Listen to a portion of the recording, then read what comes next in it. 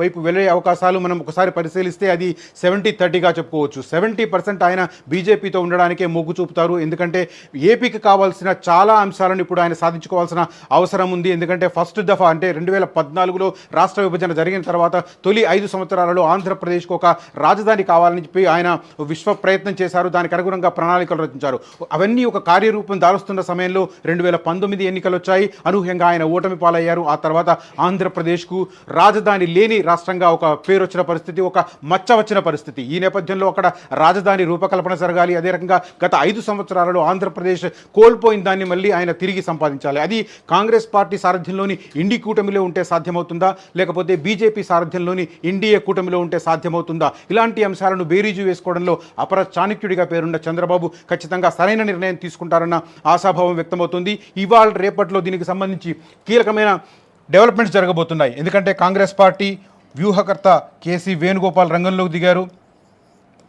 అదే రకంగా కురువృద్ధ నేత శరద్ పవార్ కూడా చంద్రబాబు టచ్లోకి వచ్చారు. ఇంకొక వైపు కర్ణాటకలో చాలా కీలకమైన నేత డిప్యూటీ సీఎం శివకుమార్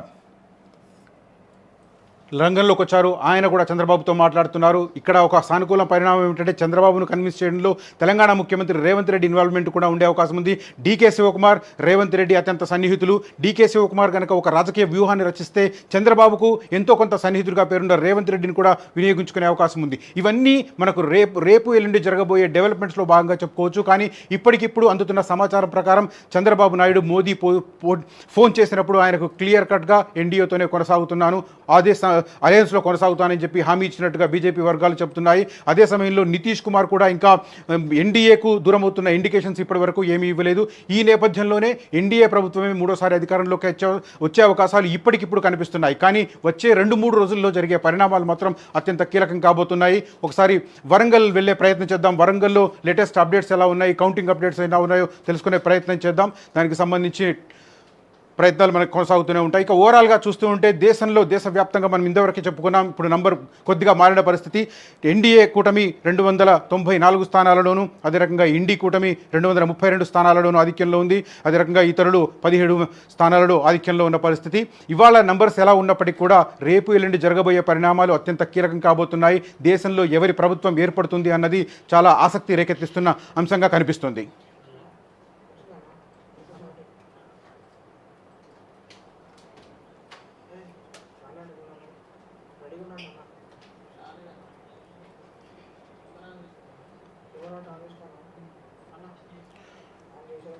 రైట్, ఆంధ్రప్రదేశ్కు సంబంధించిన డెవలప్మెంట్స్ చాలా ఇంట్రెస్టింగ్గా కనిపిస్తున్నాయి.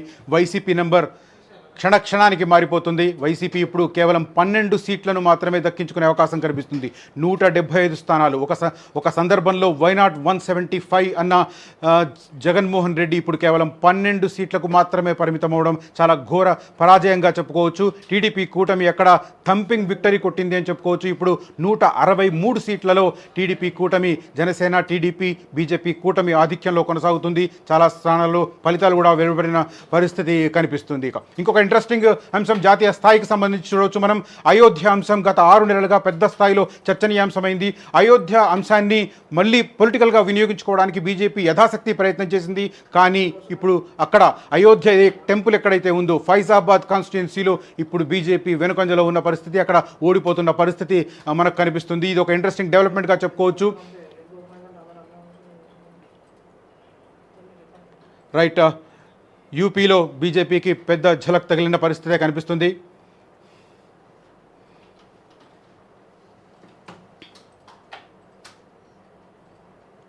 రైట్, శ్రీకాంత్ ఎవరైనా టచ్లో ఉన్నారా?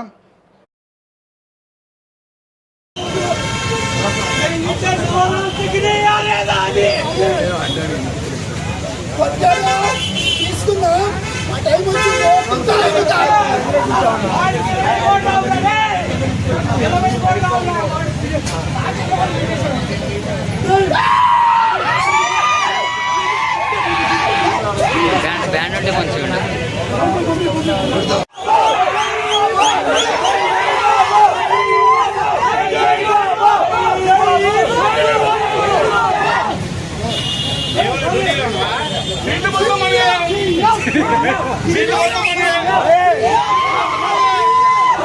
జై బాబా, జై జై బాబా.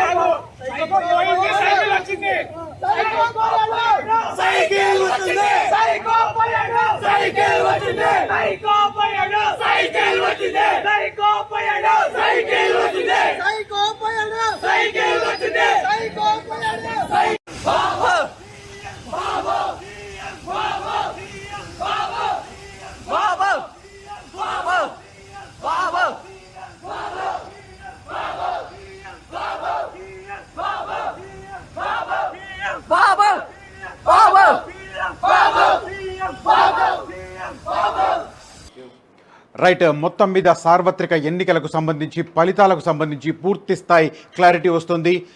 అధికారంలో ఉన్న ఎన్డీఏ 295 నుంచి 300 స్థానాలకు పరిమితమయ్యే అవకాశాలు కనిపిస్తున్నాయి. గత ఎన్నికల్లో 353 సీట్లను దక్కించుకున్న ఎన్డీఏ ఈసారి 300 ఫిగర్ను చేరుకోవడమే కష్టంగా కనిపిస్తుంది.